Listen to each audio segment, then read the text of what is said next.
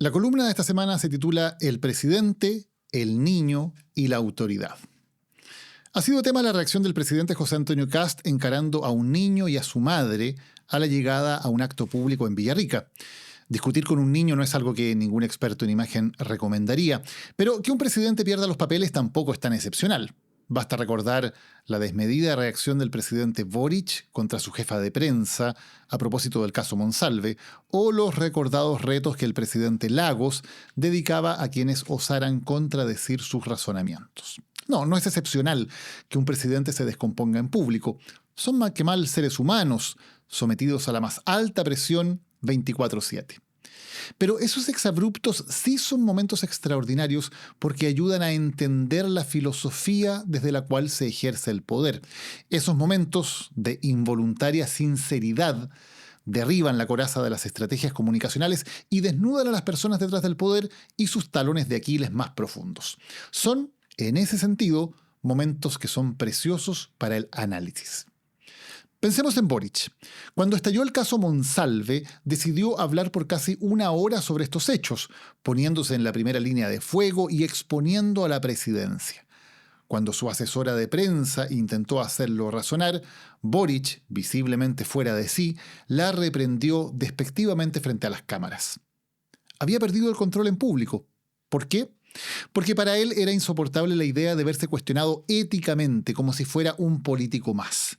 En público, Boric se alejó de la tesis Jackson sobre la superioridad moral de su generación, pero, tal como ese episodio reveló, lo seguía creyendo. Y que se le cuestionara en ese ámbito podía sacarlo de quicio.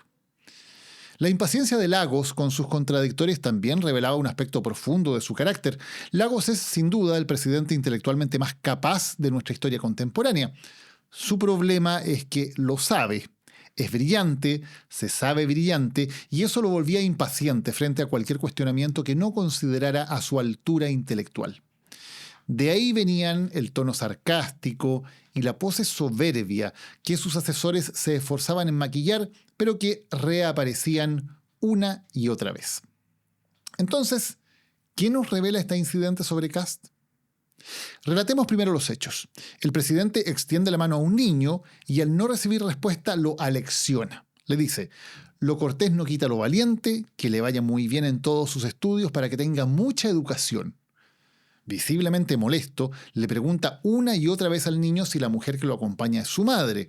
Ella lo trata de nazi y le dice que usted tiene a todos los chilenos mal y él, refiriéndose a mi hijo, tiene conciencia. Kast entonces vuelve a dirigirse al niño. Le dice: estamos recuperando el orden y la libertad para que usted tenga una mejor calidad de la educación y sea un hombre correcto. Así como me está mirando con esos ojos de niño, yo le digo que crezca en libertad. La madre le grita demagogo y Kast vuelve a interpelar al niño mientras lo apunta con el dedo. Usted debería estar en su casa, estudiando, trabajando. Lo siento por usted, joven. Ánimo, fuerza y fe. Nunca se deje intimidar y que su mamá no lo use a usted nunca. Lo más paradojal de toda esta escena es que Kast ha tenido como una de sus causas políticas el «con mis hijos no te metas», denunciando como perniciosa cualquier intervención del Estado en la formación valórica de los niños, la que debe quedar librada exclusivamente al arbitrio de sus familias. Pero he aquí que la más alta autoridad de ese Estado encara en público a un niño, le instruye cuál es su lugar en su casa, estudiando y trabajando, y le hace un llamado ideológico, que crezca en libertad, a que se sacuda del yugo pernicioso de su madre, que su mamá no lo use, le dice. Aquí hay una primera revelación. El que sabe qué es mejor para los niños no es la familia entonces, sino el propio Kast, de acuerdo a ciertos valores superiores, como orden o disciplina, que él posee y que son indiscutibles incluso para la familia de ese niño. El día que asumió la presidencia, Kast pasó a un colegio, donde también aleccionó a los estudiantes sobre el valor del orden, el trabajo y la disciplina.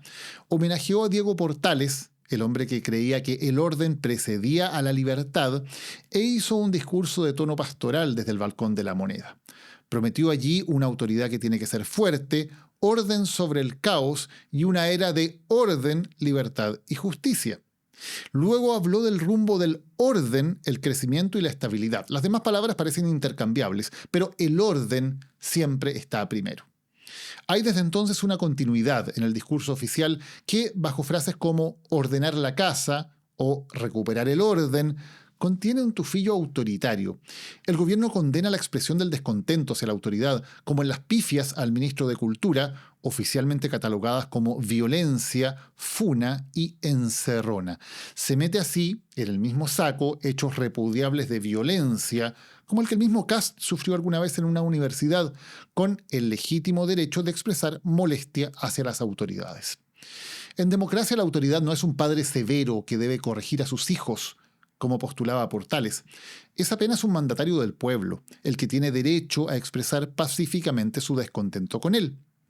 Esos emplazamientos, cuando se hacen sin violencia, son parte de la vida en democracia, y las autoridades deben aceptarlos como parte de su trabajo.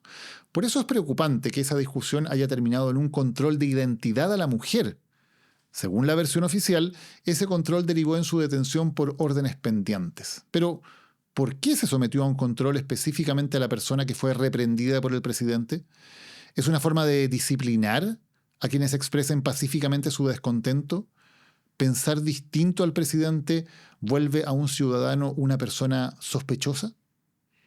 Lo que todo el episodio revela entonces es un autoritarismo apenas disimulado. La idea de que los ciudadanos y también los niños deben reverencia a sus autoridades y que incumplir esa etiqueta es un desorden que los hace acreedores de sermones públicos, advertencias amenazantes o incluso de consecuencias legales. Ese concepto autoritario de lo que significa tener el más alto cargo público y de la actitud reverencial que le deben los ciudadanos es el sustrato oculto sobre el carácter del presidente que esta discusión revela.